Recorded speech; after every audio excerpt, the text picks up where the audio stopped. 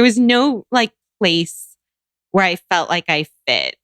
And I knew, I was very lucky to know at a young age that it would get better. I knew that the adult world was very different.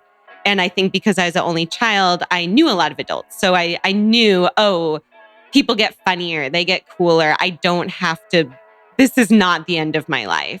And so I treated high school as just like a thing to literally survive. And then when I got out, I thought, okay, now I'm going to start making friends. And I did.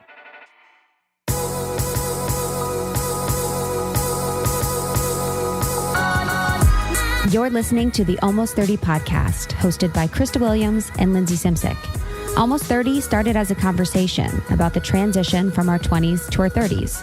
But then we realized life is full of transitions. So we expanded our mission. We are an intuition-led, wellness-focused lifestyle podcast that promises to deliver authentic conversations, diverse points of view, and insights rooted in optimism, growth, and intention. The Almost 30 Nation community is a group of purposeful dreamers who are smart, passionate, and always seeking the full potential in every aspect of their lives. At Almost 30, we're making magic together. We dream it, and then we do it. Thanks so much for tuning into the Almost 30 podcast. Here we go.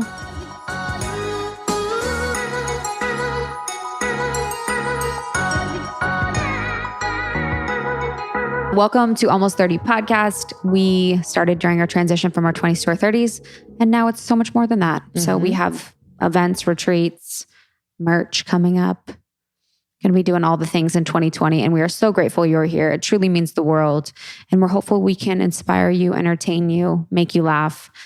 This podcast we have today is really exciting. I feel really special that we were able to connect with Mari. So we're looking forward to it. Yeah, we've admired her on Instagram for a long time. She was so cool. Found so many just inspiration during times. Like I remember like following her during times where I was like kind of very in need of those words, you know, things articulated in a way that like soothed me. And she does that. And she was just so fun to hang out with. We actually recorded this in New York when we were staying downtown at Sonder. And we just had like a cozy convo and just laughed a lot. And what's so cool about her, you know, during our interview that really struck me, there's a lot that's very cool about her, and her warmth and her general vibe was incredible. But I love when I meet artists that are so successful and have this huge impact, and they truly are just doing something they are called to do. Yes. There is nothing beyond that. Yes. She has always done this sort of art. She has always been someone that expressed herself in this way, someone that was super thoughtful, someone that was super descriptive with her emotions and feelings, and has channeled it in this beautiful way on Instagram. And then just because she's doing what she loves, has millions of followers. Yes. It's the coolest. Like, there's nothing beyond that. There's no trappings of ego, of desire for approval, of money and everything like that. It's like, I just do this because it's me. Mm-hmm. Like what? Yeah. It's a really shining example of that magnetism that happens when you're just like living your purpose and in flow. So yeah, can't wait to get into the interview. But first, I came across this Instagram post from our friend Brie Melanson. I wanted to share because it just struck me, especially at the beginning of the year. You know, I do feel like I'm kind of seeking more inspiration than other times, but this one I wanted to read and discuss a little bit. Brie is a spiritual teacher. She's a channel. She leads incredible online and in-person breathwork sessions to, you know, just unblock parts of your body and soul. So she says, last night in class, we explored our blocks as invitations to know our soul or our most transparent self more deeply. The areas in life we struggle are merely the areas we're forgetting the fullness of who we are and the incredible power we hold through the simplicity in our being. The places in life that are going well are the places we feel the most at ease expressing ourselves. But what are the things you're substituting for the divine? And what would happen if you allowed yourself to show up transparently in these places? Too often, we wrestle with the conditions in attempts to realize our truth. But the ego is insatiable. Nothing will ever suffice. All we ever have to do is access our unconditional self to arrive back to our truth so that we can see clearly. What would it look like to be without need? Could it be that your essence is the most powerful thing to offer the world? Could it be possible that you can be loved and carried without your needs or agenda? Yesterday in meditation, my soul showed me that it was my essence that people feel that connects me to others. It's not the Brie that cracks jokes or offers advice. It's the purity of my essence, the power of my soul, and all I have to do is allow. Yeah, that really struck me, especially like it's her and our essence, that connects her to people, that makes an impact, that she offers the world. It's not, I don't know. I can't even describe what the other things are, but it was just so, I love the part. The areas in life where we struggle are merely areas we're forgetting the fullness of who we are and the incredible power we hold through the simplicity of our being. So it's the doing versus being. And then I really love the places in life that are going well are the places we feel the most at ease expressing ourselves, which is the very, very truth. I definitely have an inability to express myself in areas in my life that are challenging or express myself with a desire to express myself too. It's that the desire and then the doing. But I also loved the part about too often we wrestle in the conditions and attempts to realize our truth. And I think that I expressly relate to that when I was working in the corporate world, where I was wrestling so much with working the 9-to-5 jobs, doing my side hustles, for so long, and just trying to realize who I was in those conditions that weren't suitable for me, that weren't in alignment for me, that were in alignment with a former self or, a self that I didn't even relate to or really align with in the first place. So I think there's just a lot of beauty within what she said and a lot of truth. And it really came at a perfect time, like you said. Yeah. Love you, Brie. You can follow Brie at BREE_MELANSON. Brie Melanson. Oh man, we are in our new space. And it's just like an interesting thing. I found myself when you go to bed in a new space, it's really awesome and I'm enjoying it, but it's very disorienting too. I almost feel it almost feels like a jet lag with my body where it's where am I? Yes. So we need to clean the space. I've cleansed it, but I think formally maybe with intention, healer. With the healer or us. And even in the studio, I think our other studio was a beautiful container and this will be, but I think doing something energetically about it. Totally. The girl that was here before was so dope, but still. So dope. Yeah. But I'm sure wild times. Honestly. Sure she was there was a YouTuber that lived here before. Yeah. So who knows? You never know. She was a completely normal YouTuber. We're acting like she wasn't. Totally, but it was completely normal. Totally normal. But I actually discovered, so my neighbors, I don't want to talk shit about any neighbors. I have a wonderful friend that lives above who I know. But around the corner, I don't really know them very well. But we discovered that they've built a gym in the hallway. Did you see that? No. Oh, really? What kind of gym? Oh, it's like a gym with mirrors in their hallway, not allowed to do that. And landlord has threatened to be hey, my friend upstairs was the landlord's threatened to shut it down, but there's literally one of those clear cabinetry of all their gym sneakers. And then in the hallway, there's mats and weights and med balls and a full-on jazzercise mirror and steps. It's the craziest. Just the balls to just be normal. Just be fucking normal. Dude, the balls, when people do shit like that, it honestly activates a part of my brain that doesn't get often used of completely being mind blown. Yeah. Tell me more. Mind blown. Tell me more. I mean, they're both characters. I was having a conversation with my friend Meredith was visiting. You should just start using this shit. And I will. It's a public gym. It's public. It's in my public hallway. Public. Anyway, I was having a conversation with her as she was leaving, and the man that lives there, he literally interjected with his handshake. He goes, "Hi, I'm your neighbor." And he did this because I've seen him 2 separate times threaten my landlord and be fucking inappropriate with him. And he's like, hi, I'm your neighbor. You know, I want to, kind of like subtext was like, I want to show you I'm friendly. Yeah. Hello. Yeah. Hello. And I was like, hi, how are you? Hey man. Is the equipment nice? Be normal. Just be normal. Just steal it all. I don't know. I mean, it's public.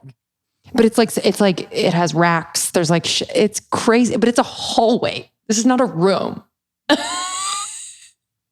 It's the funniest thing, but apparently they're moving. Who knows? Anyway, just be normal. I want to new see characters, that. I new want to see that town. apartment. It's nice. I want to see it without their shit in it. As of the back unit. Yeah. I just want to see it without their shit in it because it's like a little whack. I've seen it. I just haven't seen it without their shit in it. Is it as nice as this one? No. I like the light that pours through is they don't have light right there that way, right? It's not as much. Yeah. So it's cheaper. Probably, to be honest. Yeah. I mean, it's probably really, really nice, like when all their shit is out. But yeah, it's just interesting. Like, I'm like, oh, like there are new people I'm going to see every day. And I know, dude, totally. Which is fine. God, I can't wait to have a house that's like totally one. Dude. And I grew up with a dad who had he's like, yeah, give me the tallest 8 trees to like line my yard. Don't want to know that I have neighbors. Like I used to drive around Beverly Hills and WeHo and be like, how do you guys have these mansions and you hide them behind trees? Mm-hmm. And now I'm like, I don't even want my mansion behind trees anywhere near anyone. Yeah. Yeah. I want it to be very private on Mars. Mm-hmm. I know. So private. I know. It's a generalized anxiety that I have living in my apartment where on both sides I can freaking see other buildings and people. And just like, you know, I hear people like footsteps upstairs, which is fine. I've literally lived in an apartment for so long, but it's just an interesting thing. Like not to think about people above, below, size, you know, whatever. Freedom. Whatever. Just can't have like rip roaring sex, you know? Freedom. I'm waiting for that. You got to bang on his wall. Dude. Let him know what's up. Holy moly. All right. Today's episode with Mari Andrew. Just such a talent, such a light. Such a light. And by Mari Andrew is her Instagram. And she really became Instagram famous, you know? Yeah. And one of those that I'm like, yes, I'm so glad that you are, your work, your art, your words, your vulnerability is helping so many people. And she's also an author and has a book, Am I There Yet? The Loop-de-Loop Ziggity Zagging Journey to Adulthood, which I love. And just great for anyone just maybe going through it or that time in their life where they're like, oh, fuck, I'm an adult, huh? Yeah, honestly, you guys should just peruse her Instagram. Mm-hmm. There's so much relatability and humanness and beauty and everything that she posts. And especially because we both lived in New York City, she has some really awesome things about New York City and about living in the city that I really, really enjoy. And she was a true delight in person. And I wish her the most success and everything the best in the world. I support her eternally. And I'm really excited about this conversation about creativity, about her process, about growing up as a creative, about living as a creative in New York, a little bit about dating and love, and about sharing herself so publicly and vulnerably online in this space is just, you know, an interesting thing that a lot of us grapple with today. Truly. ByMariAndrew.com and then at ByMariAndrew on Instagram. But enjoy this one. We appreciate and love you and are always here for you. Follow us on Instagram at Almost 30 Podcast. I'm at Lindsay Simsick and Krista is at It's Krista. And you can listen to us obviously wherever you're listening now, but we are on YouTube as well. So just in case you're at work and want to listen on there, Spotify, et cetera, et cetera.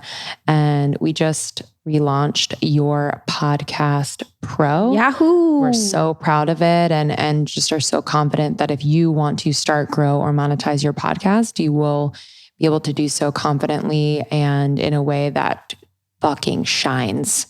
by using our resources, courses, downloadables, all the things. Yeah, we're really excited to support you guys, and especially the women of our community, and elevating and raising your voices. Podcasting has been the greatest gift, to just be ourselves completely on the microphone and have these sweet vibrations hit you in your ears. We just want to help you guys, create a life that you love, expressing yourself. So yourpodcastpro.com has everything you need. We created this in partnership with Teachable, who's been a joy and a delight. So if you're interested in creating courses, I highly recommend Teachable. They have been amazing. Yeah. So enjoy this episode and share with your friends if you think it'll resonate. And we will see you on the other side. Bye.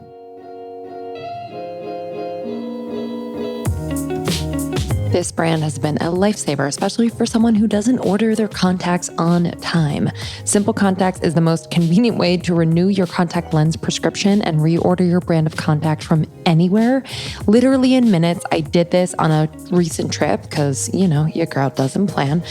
Instead of heading to the doctor year after year just to renew your prescription for something you wear every day, you can do it on your own time and literally a few minutes. This is vision care for the future. So if you need to renew your prescription, you take 5 minutes and you do the Simple Contacts vision test online. It'll be reviewed by a licensed doctor. You receive a renewed prescription and you reorder your contacts. All you need is your current contacts, an internet connection, and 10 feet of space.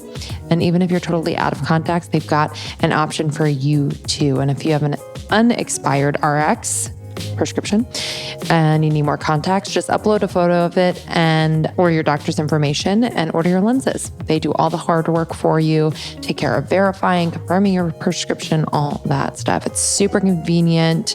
There's so many things demanding our time, especially at the beginning of a year, and contacts should not be one of them. So you can reorder them literally from your couch. How convenient. It's fast, it's simple, and this is the future, y'all. So just make it easier for yourself. And this, I just want to reiterate that they only test that your current prescription still helps you see 20/20, and they will renew that prescription. They don't write completely new prescriptions or examine your eye health. So gotta say that, but we're really excited. We have an offer for our listeners. The vision test is only $20 and shipping is free, but best of all, Almost 30 Nation, you get $20 off your first order by going to simplecontacts.com/almost or using the code at checkout almost, ALMOST. So again, that is $20 off your first order by using the code almost at checkout or going to simplecontacts.com/almost. I clearly remember when Krista and I were introduced to this next brand, we both looked at each other and we were like, yes. Yes, this is the type of brand and ethos and mission that we are about. And why didn't we think of this? CauseBox. CauseBox is exclusive, ethically made products in a box that is delivered 4 times a year at a seriously great price of $49.95. This box is valued at over $200. And I honestly, this is the first box that I've gotten. I've gotten a few different types of boxes like this. This is the first box where I love, appreciate, and am inspired by every single thing in the box. I'll get to the contents in the box in a moment, but what you get is every season, members receive a limited edition curation of products from the leading socially conscious brands. Some of them are designed exclusively for CauseBox, which is awesome. And each box is designed and filled with love, from the original artwork on the outside of the box to the lovingly handmade products that fill it up. There is truly love in every detail, which is my favorite part of CauseBox. I truly felt like it was just so personal, and I don't know, I just felt really, really good. Sometimes things make me feel like, oh, I have more things. This really made me feel like, wow, I'm supporting brands that are doing it right in this world. And I'm also really inspired by these products in my everyday. And every product inside of CauseBox has a beautiful story and helps create a better world, because it matters how these products are made and who they empower. So yes, this is a subscription that is truly impacting the world in a positive way. And I love that it's subscription because I don't even have to think about it. And it's kind of like a little surprise every quarter. And I just love it so much. So for example, in my latest box, the Winter Welcome, this beautiful knit throw blanket, which is valued at like $120. It's so warm. I have it on my new bed in my new apartment. It's amazing. I also got the Whitney Kearney 2 mugs. They're adorable. And it's like this pink and this beautiful like abstract design. They are sitting on my shelf in my kitchen. I also got the Luxe jewelry box by Samara. This is ethically made, and I just never had a place to put my jewelry when I traveled. Those are just a few of the things in this box. I also got an anti-aging facial serum. Your girl always needs that. And I also got a daily hair vitamin. So honestly, endless gifts in this box that will truly just elevate your life and also support brands that are doing good in the world. So causebox.com, you can use the code almost30 at checkout for 30% off your first box. Incredible deal. Again, $200 value, over $200 value for only $49.95 a quarter. Ethically made products exclusive in this box for you. Wait, so you went to Greece, and what would you like for your solo travel? Like, what do you do? Like, do you like to just be and like not plan? Or is it more of a planned exploration? I'm always so curious when people tell me they travel alone too. Yeah. And do you resist it at any point? Yeah. Am I resistant? Sometimes I'm resistant to it, even though I want to do it so bad. No. Okay. Because it's so easy for me. Okay. It's not my shadow. It's not, it's like the easiest, it's like brushing my teeth, being by myself. Yes. That was the easy part of my life. The hard part is the people part. Yeah. But yeah, I do plan a bit, but really I just kind of like getting lost. Yeah. Walking around. It's so nice. Meeting people. I like meeting people on trips. And you don't really do that when you're with people. Yeah, and I think when you're true. alone on trips, like people are more apt to be like, hi, Yeah. how are you? What are you doing? You know what I mean? Rather than if you're in a couple, they're like, oh, that's a couple. Right. So Totally. they got each other, Yeah. You know? Although Greece was funny. I haven't experienced this much in other countries, but they did not know what to do with a solo traveler. And I don't want to I don't want to totally stereotype them, but I haven't really ever had that experience where they just they would put me like in the back of the bathroom or the kitchen. Like, where do we even You're seat like, you? I don't want to wash dishes. I'm not here to work, actually. And I would point to a table in an empty restaurant, and say, can I sit here? And they'd say, oh, you're by yourself. No, over there. What? And that was weird to me. And I feel like in other places where I've traveled, maybe there's a sort of admiration or there's a sort of, oh, that's unusual. Yeah, exactly. But in Greece, it was just like, no, we don't, go away. Like, what is wrong with you? And I think a lot of people feel that, that's why they don't go by themselves, because they think, oh, people will be looking at me. And I've never thought that. I've always thought people don't care what other people are doing. But I actually did feel like, oh, they think that something is wrong with me, because they made me feel that way. It was weird. You're like, it is interesting, the evolution. I always wonder if it's me changing or the times, because when I was younger, it was like, I wouldn't go anywhere without my friends. When you're very young, you're talking to them all the time, you're with them all the time. And you would be like, oh, someone's alone. You'd be like, oh, but now I'm like, wow, they're cool. It's kind of like, I don't know if I've changed or people have changed in our perception of what's cool or not. But now it's like a cool thing to travel alone, to be alone, to have dinner alone is like an admirable thing. God, I could have used that when I was a teenager and I had not a friend, no friends.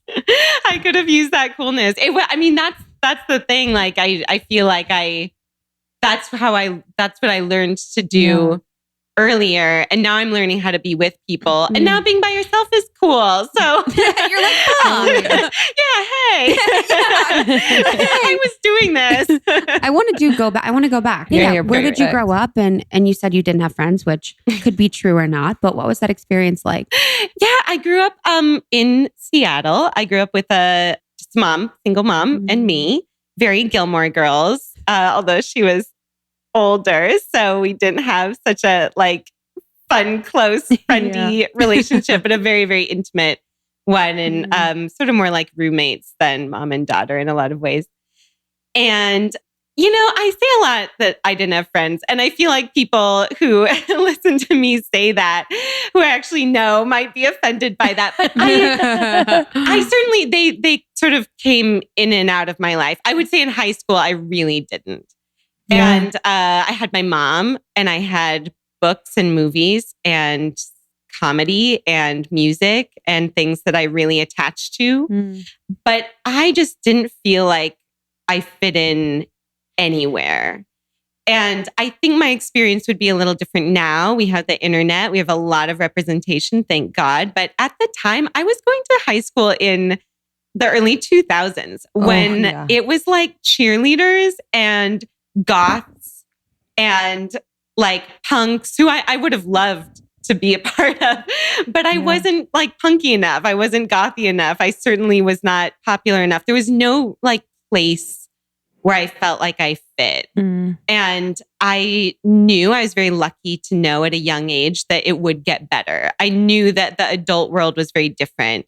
And I think because I was the only child, I knew a lot of adults. So I knew, people get funnier, they get cooler. I don't have to, this is not the end of my life. And so I treated high school as just like a thing to literally survive. And then when I got out, I thought, okay, now I'm going to start making friends. And I did. That's some pretty profound, like, foresight, like, for your life. I feel like kids think this is the end. This is it. This is how life is going to be. That's how I felt. Well, they treat it that way. I mean, that's how... like that is really profound that you had that ability to see and know that, to get through. Because that, like, you know what I mean? Because you can kind of live up here and kind of be the observer rather than be caught in the chaos of these extremes and not enoughs and the cliques and all of this. So yeah, totally. I mean, I wouldn't blame anyone who felt that way. I think we're told like popularity is everything. Or if you're not popular, maybe you're really smart or, good at sports or something. And I didn't really have that stuff either. So I think it was just I've had a lot of things in my life that are just very lucky. Like I don't think that I worked for them at all. Like feeling comfortable being alone. I didn't have to work at that. That's not something I've ever had to really, I've always felt very comfortable being alone. Yeah. But I've had to work at, like I said,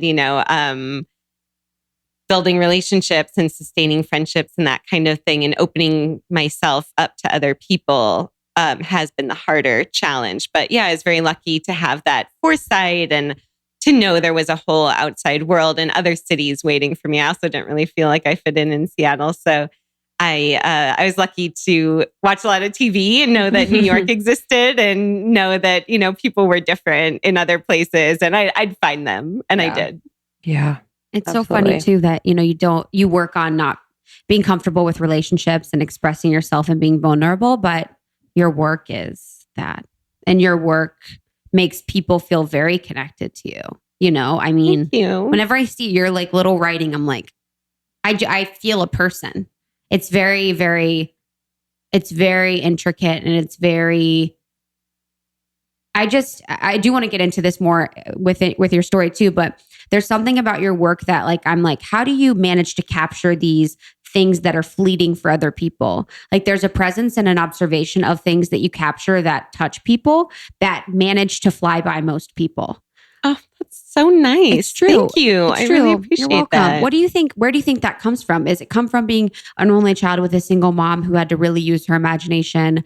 Do you think it's innate? Do you think it's fostered? I think that for anyone, whatever comes naturally to you, you assume everyone else thinks that way. You assume that everyone else's brain does that. And I think I've just realized that not everyone quite grabs on to those moments. And maybe that is something that I have that's special.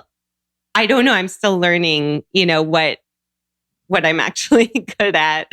And I'm still trying to figure out what is it that's connecting with people. But as far as being constantly emotionally reflective, that's probably from a youth of solitude and writing a lot as a kid and journaling a lot. I was such an expert on my own soul by the time I was in college. I think I had such a kind of reverse way of growing in that I was very spiritually grounded, very in touch with myself, very confident, younger. And then as I got older, that's when I sort of started letting loose and doing the things that people did when they were younger. So I was like 27 at the club and learning how to like kiss someone and it doesn't have to mean everything. I was learning like how to be carefree and put on makeup. All of that stuff came much later for me. But I did the stuff at the beginning that I think a lot of people don't do until they're in their 30s, which is the sort of reflection and who am I really? And I think almost kind of excessively or obsessively tried to figure that out very young because I thought, wow, I really feel different from other people. What is that? Yeah. I'm obsessed with that. Yeah, you're I love that. being a late bloomer, because I feel like I'm a late bloomer in some respects. But like to be able to express through these late bloomings kind of gives like all those that maybe in your mind developed early on kind of a chance to reflect on those times. Because I almost feel like late bloomers have this beautiful advantage because they are older and they do kind of have this ability to be a bit more present and think through the moment and really feel through the moment. When we're younger and things are happening, like whether it's sex or kissing a boy, whatever it is, like we just do it and we're not as present to it. So why I love your work and when I feel like some of your pieces are these reflections on kind of these late bloomings, it gives everyone kind of a moment to be like, oh my God, like I did feel that. And I didn't even know that I felt it at that time. And it was so special, or it was so vulnerable, or it was so sad or scary or lonely, whatever it is. So I think that's so, so beautiful. I'd love to know, like, when did you start? So you said you were journaling as a kid. When did you start sharing, those like inner thoughts and kind of turn them into a creative piece? I love that you asked that in that way. I often get a lot of questions about Instagram, and that to me feels so different from kind of the rest of my story. And it also, I don't consider that the beginning of when I started sharing. It's when people started reading, but I was sharing before that. I have always really loved writing, but I never thought I had a talent for it. And that's not like a false modesty. I just didn't think I was particularly good at it, but I really liked it. So I was always journaling. I wrote a lot of letters. I would write like fake little magazines when I was a kid and lots of little books and stories, always finding ways to communicate, writing poetry and all that stuff. But even in college, when I was sort of figuring out what I wanted to do, I didn't think that I was good at it. I knew I was a pretty good communicator, but I didn't think I knew people who were writers and they were like totally different species than I was. They were, a lot of them were writing for like the websites that were popular at the time, Refinery 29, Hello Giggles, like these sort of women, like lifestyle websites that I totally idolized, but I didn't really know.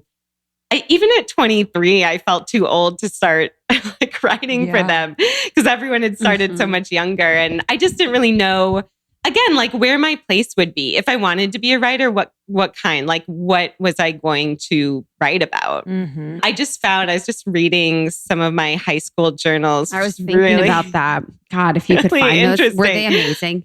A lot of it was totally... I wouldn't even, you just want to like burn them. But a lot of it was quite insightful of like my own self. And one thing that I read that I can't remember where I was, what state of mind I was in at this time, but I said, I think I want to be a writer, but in order to write, you have to do a lot of living first. And I haven't done that yet. And so I want to like have experiences. Like I've never fallen in love. I've never broken up. I've never lost anyone. I've never, like I need to be lonely or I need to be depressed. I need to be happy. Like I need to have this range in order to have things to write about. And I think I don't remember thinking that, but I guess I was aware that I needed to kind of cook first. I was a little half-baked. You needed to earn it almost? Experience. I know just know exactly what to, mean, have things that I could Thinking of you as like a little girl, like looking out the window on the bus, thinking about that kind of stuff, and everyone else is like, I love my Trapper Keeper. You know, they're just like thinking about the most basic things. You're like, wow, when I hit my 30s, I'm going to realize the richness of life and be able to express it on watercolor. It's like the craziest thing. Totally. Was your mom like, what the heck? Was your mom like, she's like 13 going on 30. Oh my gosh. I always ask my mom, like, what did you think of me? And she says, I didn't know anyone else. So I thought, you were great, but like, I thought it's amazing. But I say that now because I'm not that way anymore. I think there was something quite, very mature, I guess. Yeah. And, I believe in past lives and that stuff. Yeah, so I was going to say, I definitely, I think just, old soul and came out of the womb knowing stuff. My mom says that when I was little at church, I would have these like very philosophical, theological discussions with my Sunday school teacher. And I feel like, I must have been just like a little old monk in my past life or something.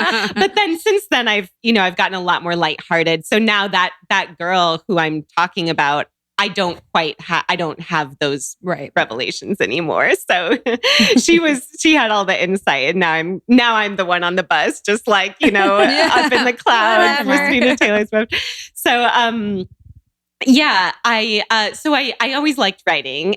I did not identify as really a creative person at all. I think as an only child, or this is at least my narrative of it, I felt a lot of responsibility to be like a very reliable person with my, my life, my finances. I didn't allow myself to get into trouble. I was a very good, self-parenting person. And I didn't want my mom to worry about me. I didn't want to make a lot of mistakes. Mm-hmm. So when I was deciding what I wanted to do with my life, writer was not acceptable. And I thought, well, okay, maybe I can write if I'm like a lawyer or something, or I can be a professor. I can do something that's, communicative, but I can't be a writer. I can't. It wasn't an option for me. And so I just didn't think of myself that way. And then after college, I didn't know anything about really where I was going. And I was okay with that. I thought I can get, a job to pay my rent. That's responsible. But I'll kind of decide what I wanted to do later. Mm. And I moved to South America, to Chile, and to teach English. And that just seemed like the thing to do. And it was kind of in the spirit of having more life experience. I thought, I haven't really lived yet. I kind of want to go live. And I'd studied abroad in Italy in college. That was a really bad experience. I was very depressed. I was very homesick. I was so awkward, and it was not like a fun study abroad experience. So when I moved to Chile, I kind of assumed, this is going to be really hard. Like, I'm going to be lonely, but I know what to expect. And I'm just going to have this year of loneliness, but I'm going to write about it. And I just like started a blog. And that is when I started sharing my, like, what was going on with me. And I saw other people writing blogs from, living abroad, but I felt like mine was really different. I really liked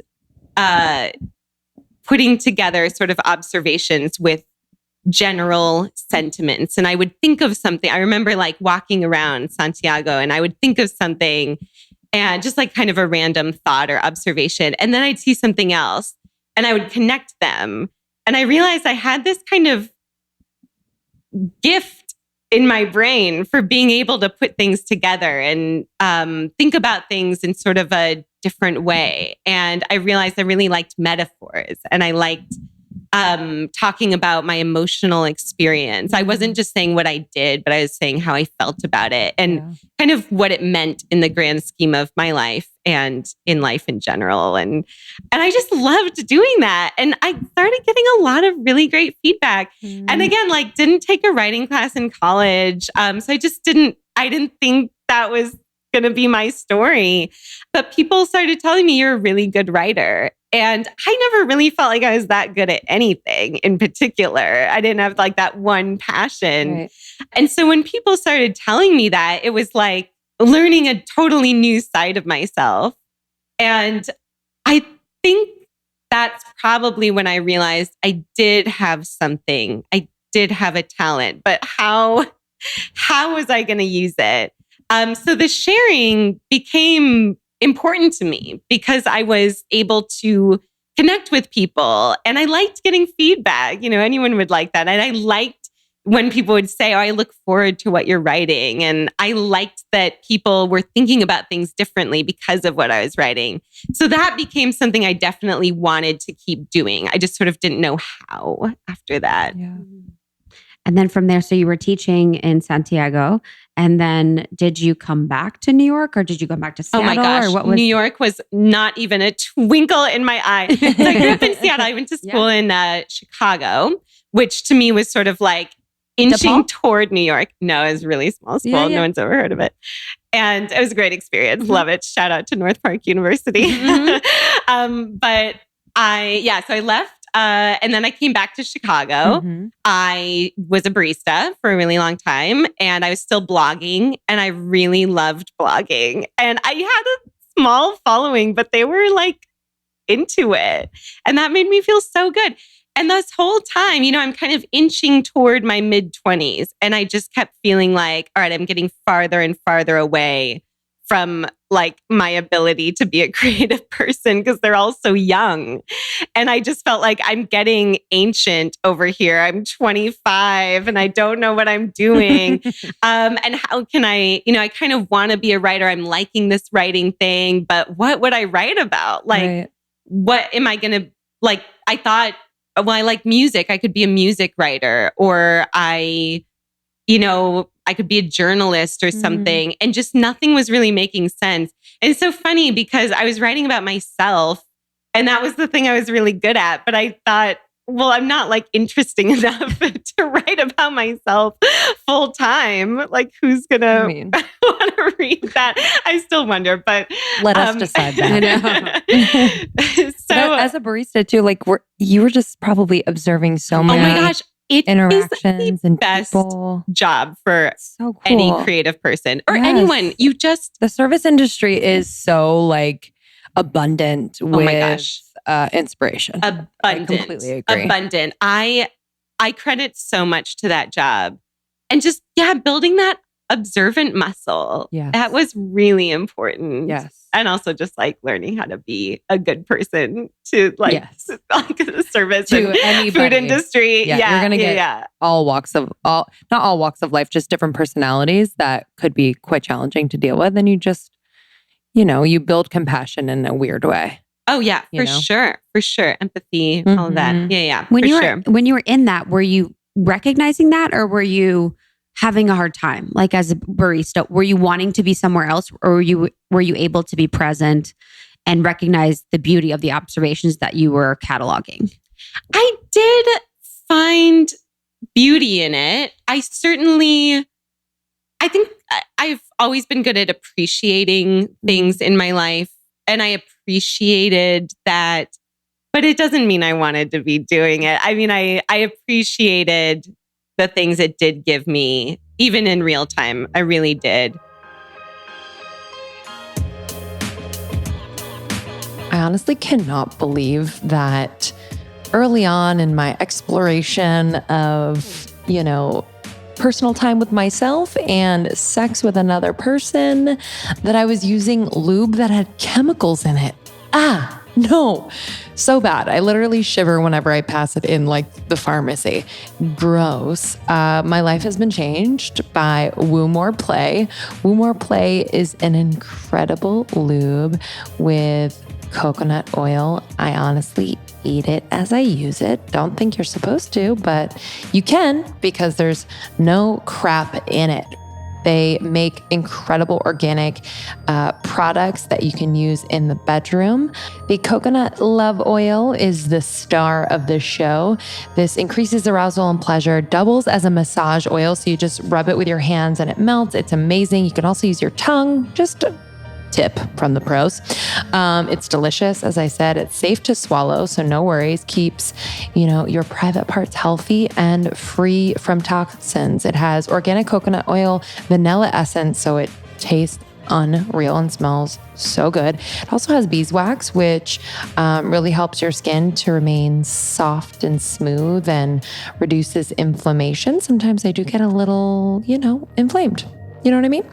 And it also has stevia, so it sweetens it up. 0-calorie way. Stevia is rich in antioxidants like flavonoids, triterpenes, tannins, caffeic acid. I can't pronounce any of these, but it's important. And it's just really fun to play with. Let's make the bedroom even more fun. They also have freshies, which are compact fresh towelettes that are rich in natural ingredients, so you can clean up your act, literally. I love having them at my bedside table, just to have. I'll put them in my purse as well. So go to woomoreplay.com. You can use our code almost30 for 10% off your first order. That's WOOMOREPLAY.com. Use our code almost30 for 10% off. We all have an endocannabinoid system. And what we're learning here at Almost 30 through people we interview and just doing our research within the industry is that feeding that system promotes a healthier mind and body connection, and the communication increases and improves, and thus overall wellness, y'all. You deserve to feel good, especially starting this new year. Set yourself up for success, feeling good, able to show up as the best you. We found this brand Mineral and are just really, really enjoying their products. This is an uncompromising whole plant hemp brand that sustainably grows, extracts, and formulates high quality hemp oil for maximum balance in mind and body. They are more than just a CBD brand. They are interested in the role that hemp plays. Hemp is so incredible. Like, Google hemp, y'all. It could change the world if we let it. But I love these products. I am currently obsessed with Sosa. This is an extensive cannabinoid-rich hydrating body treatment oil for dry and inflamed bodies, which I have. I've been putting this on before bed. Y'all, the blood orange in this body oil is so delicious. It also has lavender and it's just so rich. I'm like, who am I? Who am I? I put this on after the shower before I go to bed, and it just feels insane. I give myself a little massage, you know what I mean? This is really great for any areas of my body, like my elbows, knees, anywhere that's feeling dry and a little inflamed. They also have specific hemp formulations for sleep, for recovery, for balance, for focus. I love their Focus formulation. This is a plant-based alternative to stimulants. It's a blend of cannabinoid-rich hemp oil and therapeutic terpenes to inspire sharpness and improve mood and memory. So I take this at the beginning of a workday, and it's not only calming, but just helps me to remain alert and focused. For those of you that are not into body oils, I love Maison, the salve. It's like a body salve in a California sage scent. It has sandalwood, fresh mint.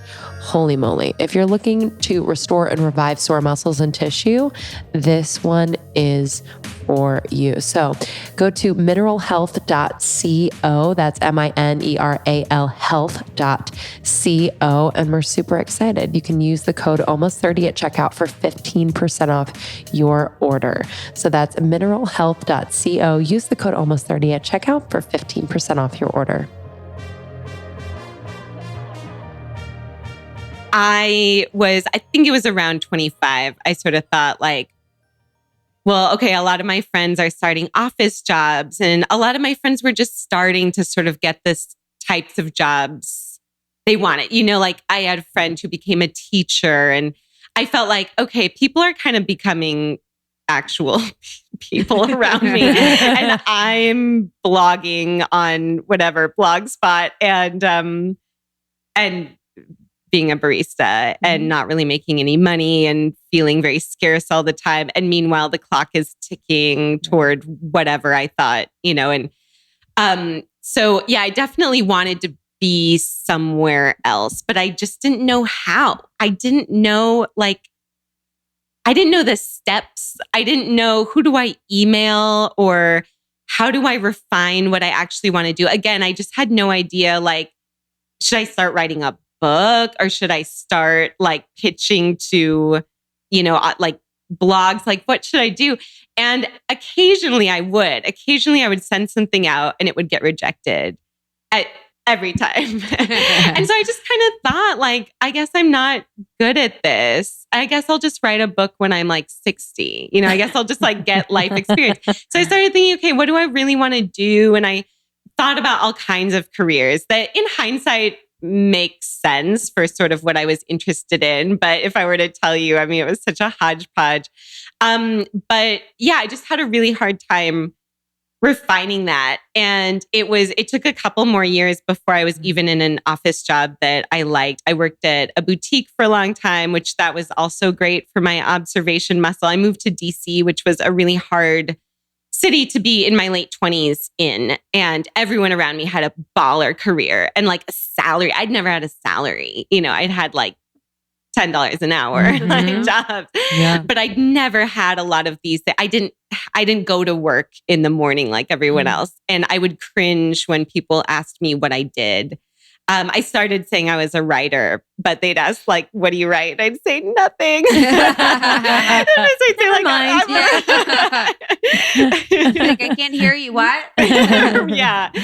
So that was a really challenging place. And I think like place in life and city to be in. I think the good thing about DC is it really kicked my butt as far as like, okay, a career is important to me. Right. So I need to figure that out. And especially if it doesn't look like someone else's, then I can have my own path. So that's kind of when I started thinking I need to get my act together. And then my father died. And then I thought, okay, it's go time. Wow.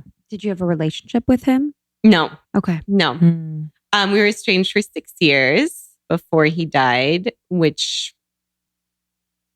I think a lot about. Right. And I was really surprised by how hard it was for me to lose someone I was estranged from. You sort of think, oh, I've already buried him in a lot of ways. And it was the first time I knew anyone who had died. And that, I think, in and of itself is a very significant experience for a young person. I was 28 and I just didn't know death. I didn't really know people died. I didn't know that in a real way. And that was sort of traumatic.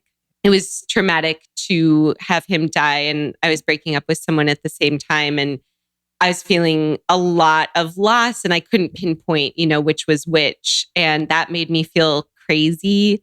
It was just a very, very low time. It was the first time I started having panic attacks. And I just felt really lonely because I felt like nothing's been written about that. Like, which story do I read to help me feel less alone? Or who do I talk to? And no one I knew had a parent who died. And it just felt like such a foreign experience. And by this time, I had a lot of friends. It's by now the thing I'm most proud of is my friendships. And I had a really robust community, but no one could really support me. And I realized pretty early on in the grief process, I'm going to have to get myself out of this. Like no one is going to rescue me. At the same time, the Hamilton soundtrack had just come out and I was an early fan. And to me, that story is all about sort of personal gumption and bringing your own self out of. And I was really inspired by that in a very real way. And I kept thinking that was like the story that I clung to. And I thought, I am going to get myself out of this and I'm going to make it better for myself. I'm going to make this story into something that's going to like make me a better person and transform me instead of being like held hostage by it. So that's when I thought, all right, I'm writing a book. Like, I'm just going to do it and it's going to be about me. Like, I'm sick of trying to be whatever type of writer. Like, they don't want me. I'm doing this myself. Like, I don't care. And at that point, I had experienced so much loss that I did not give a shit if it was published by Penguin or if I had to go down to FedEx and make copies and hand it to people on the street, I knew I wanted to write it. And for the next year, I devoted my entire being to writing it. And I just felt like time was running out. I was so aware of my mortality. I was so aware that you could lose, anything, anytime. And so I was just writing all the time. And at the same time, that's when I started my Instagram account. And for a lot of reasons, I started that. But I definitely thought it could help with the book writing. I thought if I maybe incorporate this into my book, or maybe I can, get sort of a platform somehow. And then, an agent will take me on, or, I had all these sort of strategies going. And that was a very energetic time. It was a really hard time, but it was like pure. I would wake up and feel like, I gotta go. I gotta write. I gotta do all of the things. I've got to sign up for more classes. I was just like a kind of buzzing, like fireworks display of a person. I don't think I'll ever get back that energy. It's very specific. I'm wondering, you said earlier about, getting really good at parenting yourself. And so when you lose a parent who wasn't around, what type of grief is that? And how do you come to terms with that? And I don't know if there's forgiveness involved. I don't know. Like what was that like? Because I know you're not alone. I know there are people out there that have experienced this, so I know it will help. But what was it like? Yeah, I mean, I'm still figuring that out in a lot of ways. And I probably always will be. Sure. I remember the first big wave of grief was just pure missing him, which again really surprised me because I felt like, how can you miss someone who you haven't even talked to in years? Yeah. But I felt like, I'd be going to sleep and I'd have these childhood memories, really happy memories. He was a great dad when I was young. And I would think, wow, as an only child, no one will ever share this with me. Like I have these memories that he would have remembered. And now there's no one. Now I'm the only person who has this. That felt very lonely. And then from there, the next wave was anger and confusion, and why couldn't he be a better parent? Why didn't some instinct kick in? Why am I the one who has to suffer now? And and I took it very personally, of course, like why couldn't he get it together for me? Was I not blah blah blah enough? And there's this quote, who I don't know who said it, but it's grief is love with nowhere to go. And my experience was like grief was love and resentment and longing and heartache and all of this stuff with nowhere to go. So I felt like in a way, losing someone I was estranged from was as significant as losing someone I was really close to, because it was as intense of a feeling. I had all these intense feelings toward him. So now I think there certainly is forgiveness of a component to the journey. And I don't really know what that feels like. I feel like I've done it, but I don't really know what forgiveness is supposed to feel like. So I'm not sure, but I'm not sure if I got an A in that or not. Right now, it's a lot more of really feeling my self-worth and being able to reassure myself without needing to go back to him, and now not needing that from a man. That's been a really hard thing to work through. And I looked to a lot of men to save me after he died and to make me feel loved. And that obviously did not work. That will never work.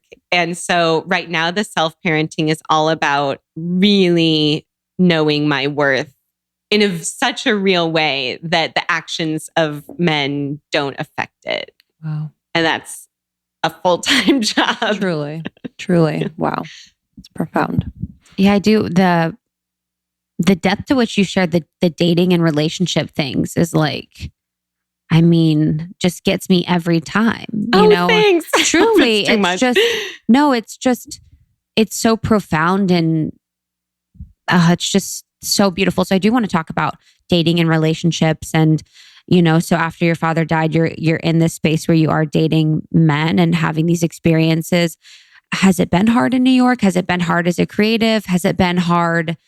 Like what has that been like navigating as like such an emotionally complex and, you know, powerful person? Oh my gosh. Operating is like a human cotton ball who just is like it all up. Soaks it all up. Like has no hard edges at all. Yeah, it's hard. You know, so I say with New York, I love the questions you just asked. You guys are so good at asking questions. I say dating is hard everywhere. It is hard to date. It is so hard. It's so hard to be with someone you don't know and have to be vulnerable enough to at least sort of like replicate intimacy, and then also know that they could never talk to you again. I mean, that's such an unnatural way to relate to someone. Completely. It's not the way you would relate to anyone else. I mean, if you're out with a friend and you're talking about like real stuff, even like about your feelings about work or whatever, and then you never hear from them, or they say, oh, I never want to see you again. That's painful. And then you add to that trauma and baggage and personal insecurities, and it's a shit show. I mean, it astounds me that people get together. It really does. I mean, honestly. But I have had beautiful relationships since my dad died and before, and men have treated me very well and very badly. And I think that can happen in any city. I think maybe if there is an added layer of difficulty in New York, it might be the illusion of options, I guess. But I kind of think that's everywhere. So I don't know. Like, just feeling like you can always kind of do better. So I've gotten on a lot of great first dates and then never heard from the person again. And my interpretation is we had a great time, but he's thinking, well, I can, you know, what's the step up from her? And of course, that's a story I'm writing. That's a story the city is writing. It's not, I don't know if that's real. As a creative person and as a like raw, open, beating heart, like a wound walking down the street. Yeah, it's really hard. And I don't know what I'm supposed to do about that. Like, I feel I work a lot with my therapist about, you know, taking things very slowly and not projecting so much on someone you've just met, and, you know, not being so dependent on their whims to, you know, feel good about myself. But how that, I mean, that sounds as crazy to me as like learning a foreign language tomorrow fluently. Like, it's such a unsurmountable concept to me. And I think sometimes when, like, I used to have chronic physical pain, and what I would do to soothe that is think about every part of my body that wasn't feeling pain and think, oh, my neck feels so good. Or like, oh, I love the way my forehead feels, stuff like that. And sometimes when I'm dating, just as a means of self-protection, because I am so, I have a lot of emotional stuff, I really try to focus on the other parts of my life that are good. I always, when I'm newly dating someone, I try to like sign up for a volunteer shift or like make plans with friends just to like really cultivate the other parts and like cling to that instead of the thing I would love to do, which is canceling my entire year and like dumping my wallet on this guy's head and like just giving him everything, like taking off all your clothes, dumping the wallet. Oh my gosh! Just yes, This anything is me. he wants. Yeah. So that's what I'm working on. It is a weird thing to think about. Sorry to interrupt, but it just has to do with what you were saying. Like, it is a weird thing to think about that. Like, you have to kind of hold back on that part of you. That is so beautiful. Like, I assume you are so giving and generous. I'm the same way in relationship in that like, yes, I want to like do all the things for you and just, yeah, sacrifice in a way that is healthy and loving and coming from a heart-centered place. But in the beginning, we have to kind of like be this other thing. And it's hard for me to understand that and be okay with that sometimes. So I love your suggestion of kind of reminding yourself, okay, I have a million amazing friends, or I have a few amazing friends that really like care about me. Let's plan a dinner this week. Let's dive into this as well, so that the beginnings of the relationship don't feel as quote unquote desperate. I don't like that word, but don't feel as like focused, where if I like look at it too much, it's going to just shatter in a million pieces, you know? So Totally. yeah, I love that suggestion, because eventually, like when you are in a relationship, you can fucking do all that stuff. You can cancel your week and say like, sure, I want to spend it with you. Let's just, and he's going to be like, oh my God, amazing. And it's not weird. It's not weird. Like, but if you did that, days. like, you know, week one, he'd be like, ugh, why? I don't know. But that's just kind of the dance we have to do. Absolutely. Absolutely. Yeah. Yeah. I'm telling all of this to myself today. Same. I actually want to bring up some of my favorite of your illustrations and kind of dig into them. You. One that I really love is just really simple. That it was the recent one. I can see so much more clearly in the dark. And you have this beautiful like forest.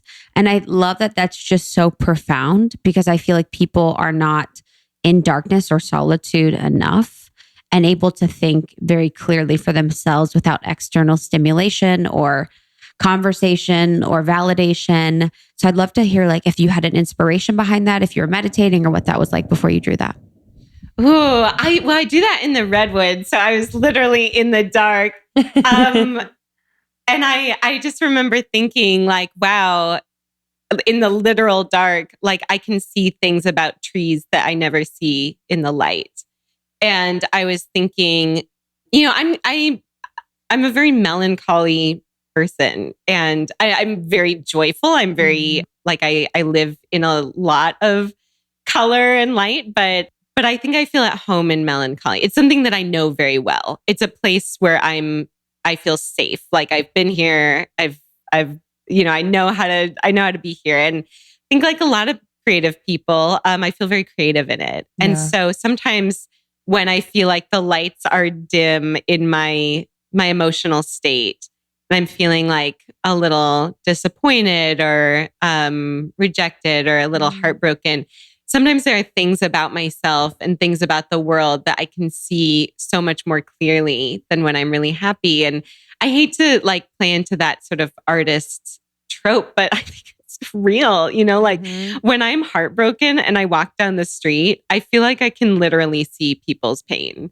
And I can't do that when I'm really happy. So of course you have to have both. I'm not like advocating for a life of ennui, but yeah, that was just a little thought about how a lot comes to the surface when you are in a dimmer space. I even noticed that with my ability to write even silly things, like when I used to blog frequently, and I even wrote a post about that, when I would feel like I don't feel like I have anything to say when I'm happy. And I don't feel like I have anything to contribute that's helpful when I'm happy. Or, you know, I've been in a healthy relationship for a while. And sometimes I feel a little excluded from a lot of, you know, conversations, because there is so much conversation to be had when you are dating and when you are going through finding your person and all of those things. And I actually struggle with that, you know, being very happy and like full and whole. Sometimes I feel like there's not much to say, and there's not that like charge of like, I need to get this out, or I have this thought or feeling.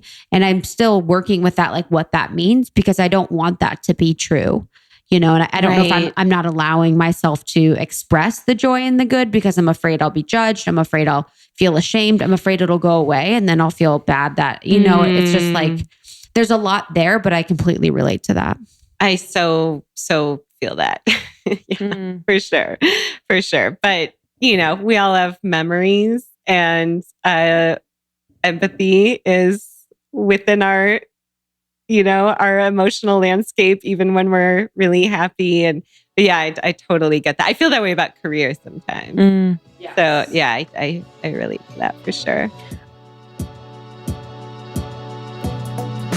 we've mentioned this a few times, but when we're on the road, we are plant-based. So Krista's vegan. She's always plant-based. I am not. But on the road, I love to eat plant-based. And I found a vegan meal replacement that I am loving, and it's so delicious and convenient. And I've never had one of these before.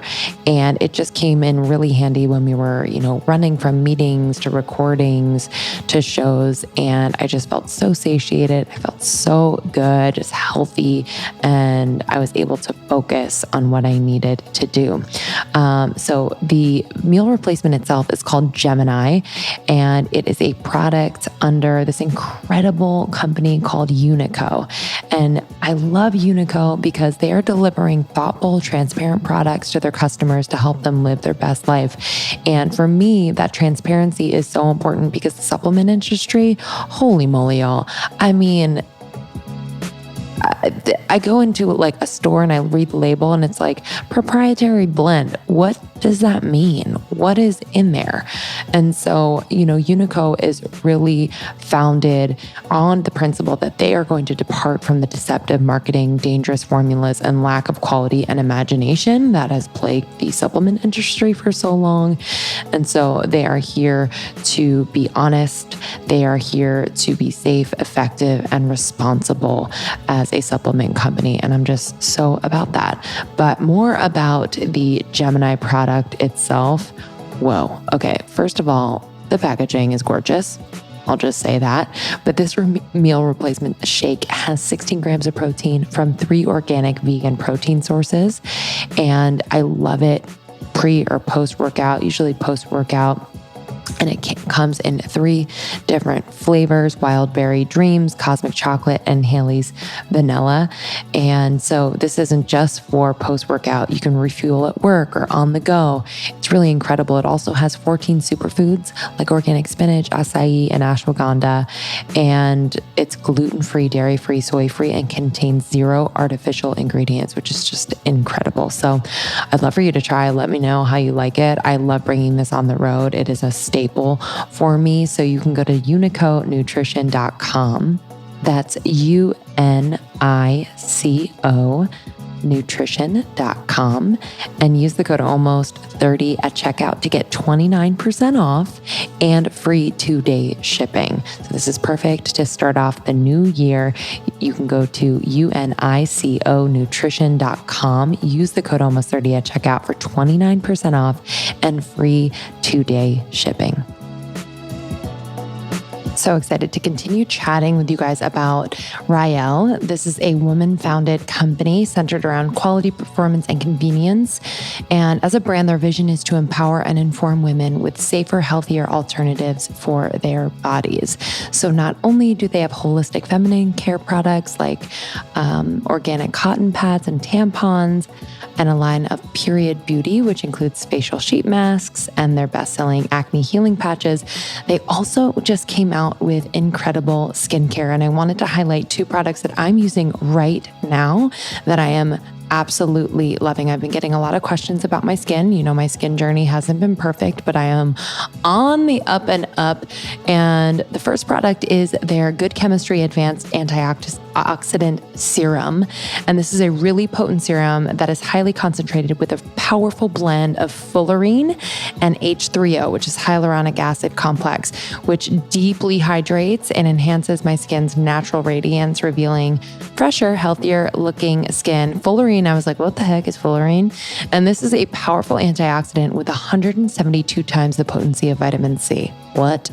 This is a Nobel Prize winning ingredient proven to be highly effective at neutralizing free radicals on skin caused by the damage of UV rays from sunlight, air pollution, and stress, which I experience here in LA. It also has that hyaluronic acid complex, which is incredible. This is really about long-lasting hydration for the skin. It also has green tea leaf extract, which is naturally derived from the Camellia sinensis plant. Say that 5 times fast. It's just really incredible, clean ingredients. And finally, the second product I'm loving, which is so future, is Moisture Melt Snowball Hyaluronic Acid Concentrate. And basically, this is freeze-dried hyaluronic acid concentrate that instantly melts when mixed with the serum. So you take the little ball, it's so cute, and you mix it with the serum. I rub it in between my hands, and it basically melts, and it's incredible. And I put this onto my skin. I immediately see a glow. It's super hydrating, and I'm just super happy. And I love innovative new products like this that have never been seen. So unique. So if you'd like to try Rael, we could not recommend enough. You can go to getrael.com and use the code almost30 at checkout for 20% off. So that's getrael.com, and you can use the code almost30 at checkout for 20% off your first order.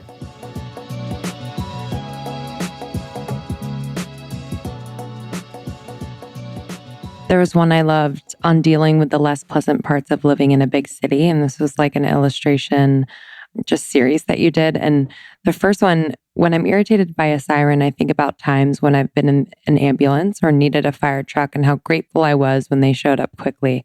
I send a bit of love to the person who needs it. I also imagine the siren as the voice of a wild opera singer who has really gone rogue with her performance. I just love the shift in perspective in the moment, because it can be so, even just these 10 days that we are here, and we've lived here for many years before, and LA's another beast, but coming back, my nervous system's like, whoa, what is happening? And I love this shift in perspective on these little moments that could really get under our skin and irritate us. Like where, was there a moment in time or in your life where you really had to shift your perspective, or else you wouldn't be able to make it through? I just feel like that speaks to like the little moments and the big moments where you really can like make a choice.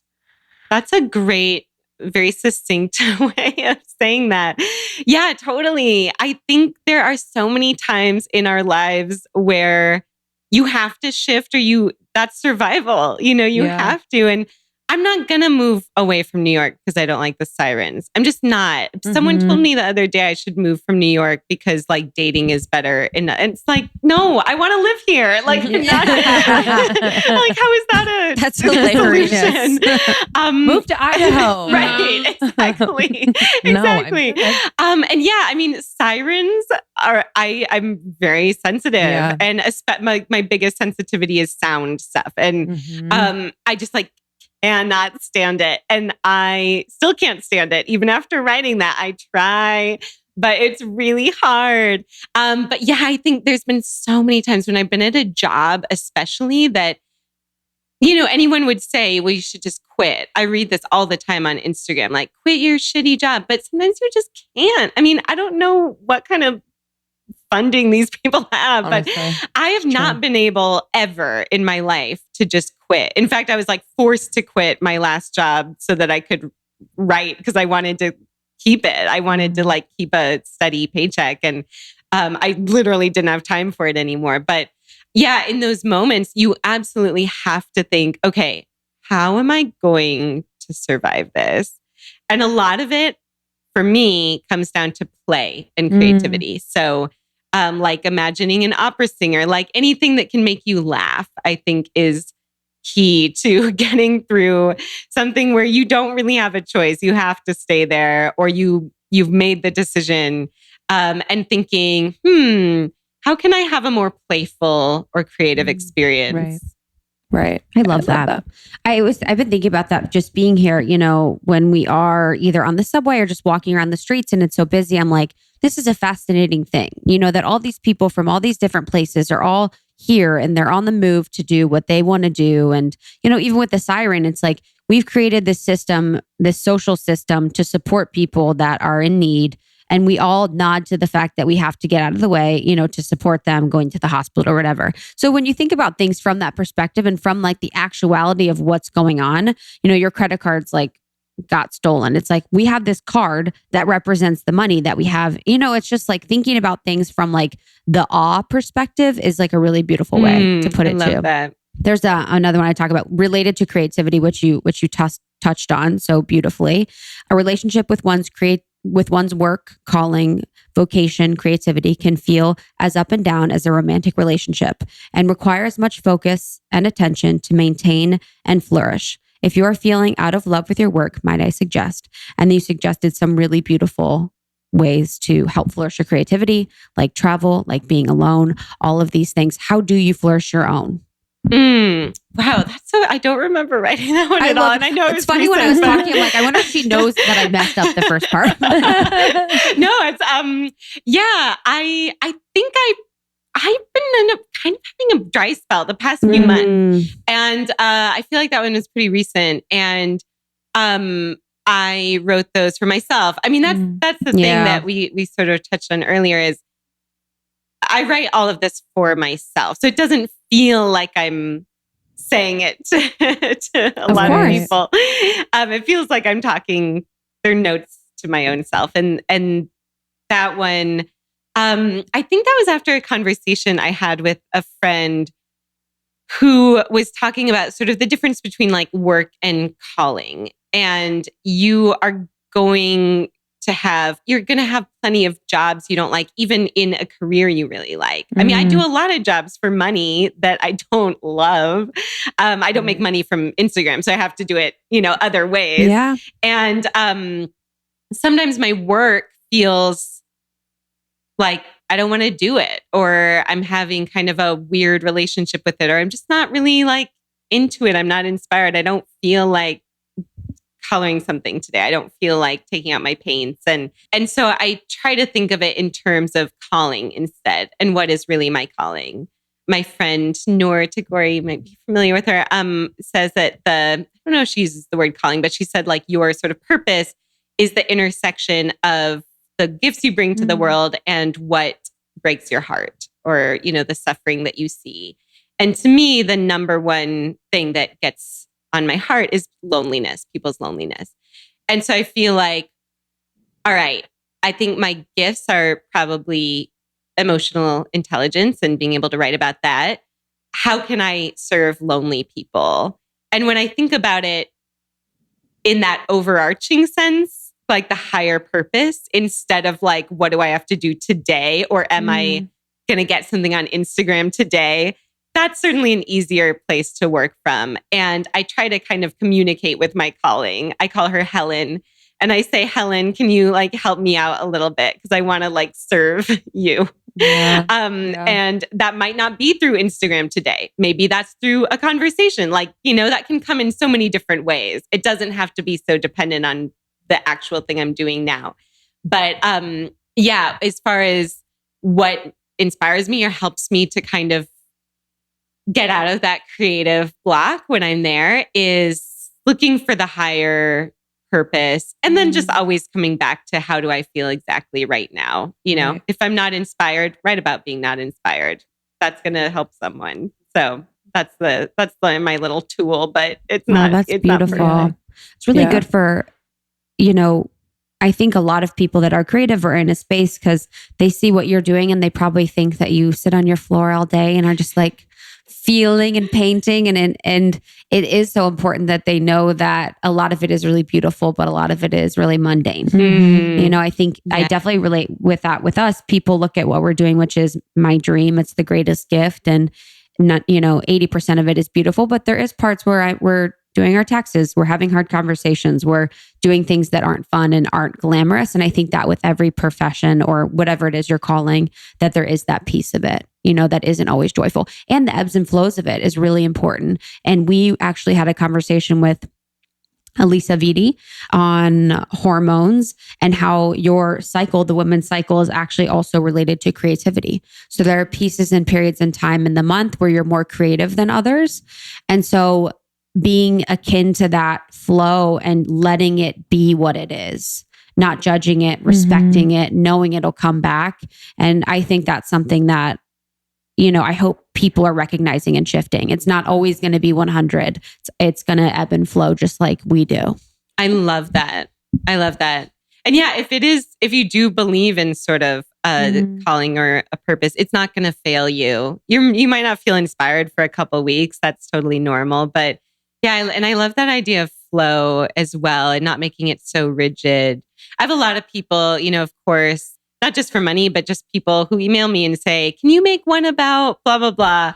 And I don't know if they know how like creativity works. It's hilarious. Like, I can't just like, oh yes, I have something for that. She's like, make one about my ex-boyfriend, John. You're like, what? yeah. I mean, it's total ebbs and flows. And the thing that is most consistent is the mundanity, is the emails and yeah, when you're working for yourself, I think people don't quite realize this too. You are making really big decisions for your life. I was going to ask, do you have help? Do you have a team? Like, no, I don't have anyone. I just hired an assistant, which was a gift for myself. Good for you. But I mean, she's not like, she works remotely. She's not like, we don't have like meetings on the couch or anything about my life and my purpose. I'm very fortunate to be very close with my literary agent, right. But you know, she does my books. She doesn't do the bulk of the rest of what I do. I have really good people in my life and I'm able to ask them for advice, but they don't know, you know, what exactly my job is. I don't even know what my job is. And so there are a lot of times when I have to be super reflective in order to make a decision and, you know, really assess what's important to me. And sometimes it's really hard to know. Yeah. Last question from me. I wanted to ask you about, you were very open about your diagnosis with GBS. Mm-hmm. So I just love to know like how you're doing and like the day to day. And, you know, I think just the word, even diagnosis of anything like makes someone feel a certain way. And so how have you been able to live with it and thrive with it? Because you are you're thriving. So flirty, 33, honestly. Flirty, thriving. 33, flirty, and thriving. That's the next painting, everyone.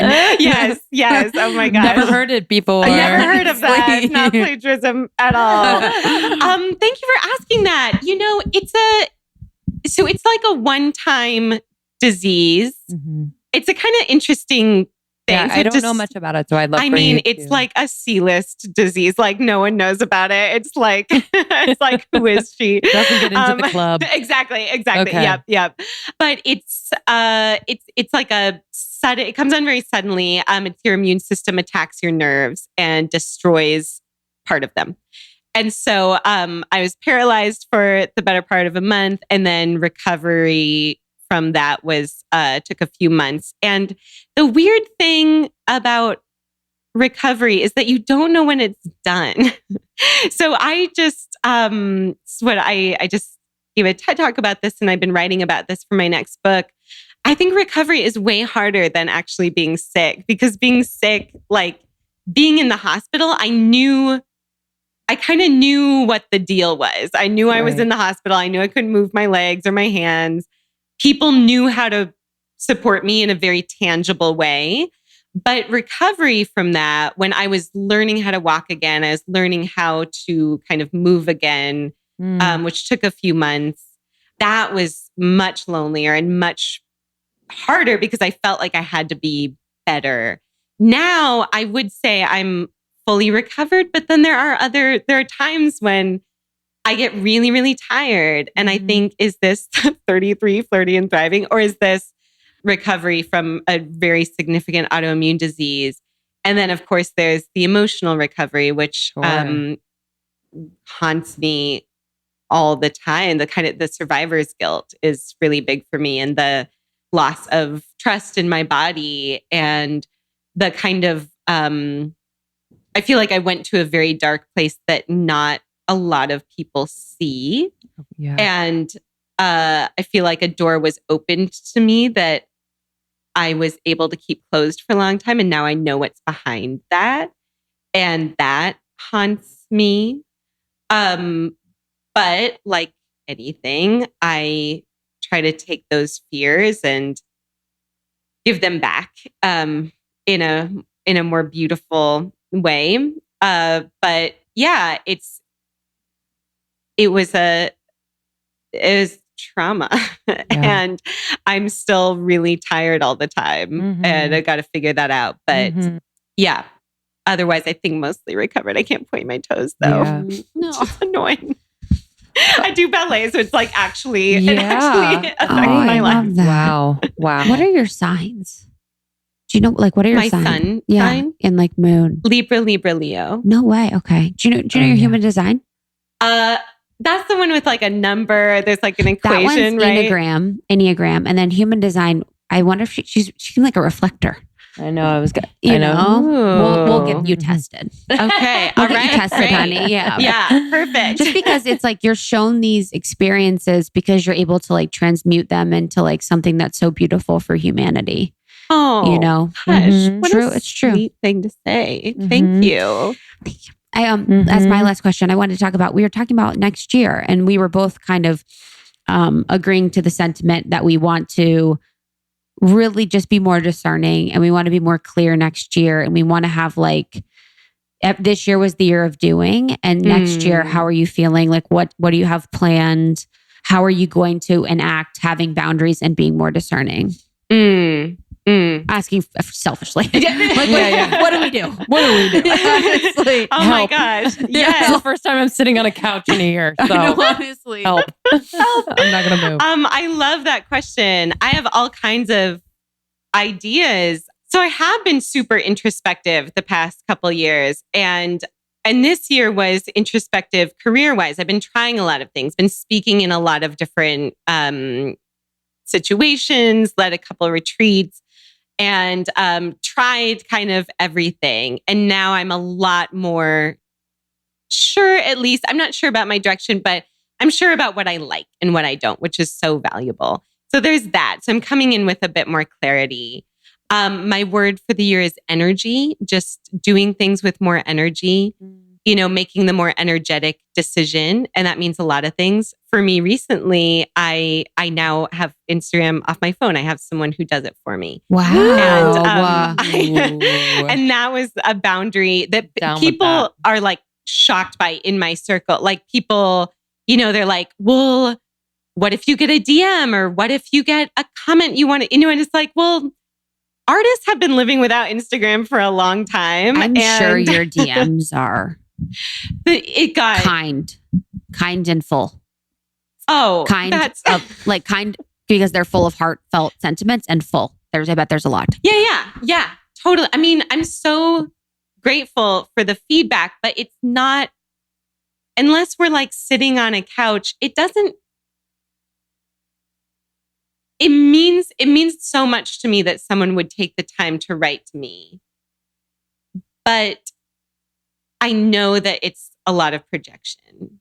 And I don't know if I really need to take projection seriously. Either way, you know, if I'm going to take the bad stuff, if I'm going to say the bad stuff doesn't matter, it doesn't have anything to do with me, I can't really take the good stuff seriously. Wow. And so it's better that I don't know. And I have an assistant who does it, and she'll send me screenshots of things I might want to know. And I'm really grateful for that. It's working really well. But yeah, that began to feel just overwhelming for me. And I thought, I don't have to do this. So I've been looking at a lot of things like that. Like, I don't have to write back to this person, and I don't have to make art every single day. That's something that was important to me for a while, and now it's not. I don't have to speak at this thing just because I'm worried I'll never get paid to do something ever again. You know, like I think I'm kind of trusting a bit more. And so where the energy comes in is that everything that I do, I want to do with full energy and presence. And that certainly helps the decision-making process. And then as far as like, I'm kind of done thinking about myself for a while. I want to be way more like external. So I'm going to go to Argentina for a month next year to learn Spanish. And I'm not going to do any social media at all. And I'm just going to like do a practical thing that I need to learn how to do. I need to learn how to speak Spanish. So I just want to like, you know, I did so much this year of like tarot and every healer imaginable and astrology and Enneagram and like everything to learn about myself. And now it's like, okay, I just want to go into the world and do stuff with energy. So that's kind of the vibe I'm bringing into next year. Oh my God, I love that. Yeah. We need to get all your healers. Truly. Oh my gosh. Let's do a healer swap. Oh, a healer swap. I'm honestly, I got you. I really, when people look at my list of everything I've done, they're just like horrified Love slash it. I'm amazed that You're I have. safe here. I'm like, oh, Monday. I know. Literally in LA, it's like, Right. we're on it. Yeah, definitely. This is so nice. Thank So you. nice. This is I so love just hanging lovely. with you. You guys are We've been so friends for so long. wonderful. And I've been so inspired and just picked up by your words and art for a long time. And I know our community feels the same. So Yeah, I've thank projected you. a lot on your work. I've really done a lot of Likewise. projecting on your work.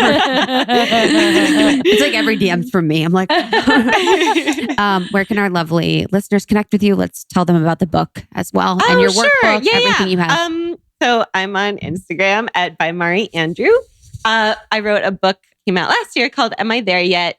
Which is about my 20s. I'm writing a book now that won't be out for a very long time, but I'm We'll have you really back. excited about it. So yeah, I'll come back. Awesome. So good. Thank you for being here. Thank Thank you. you. Bye, guys. All We'll right, see you bye, soon. everyone.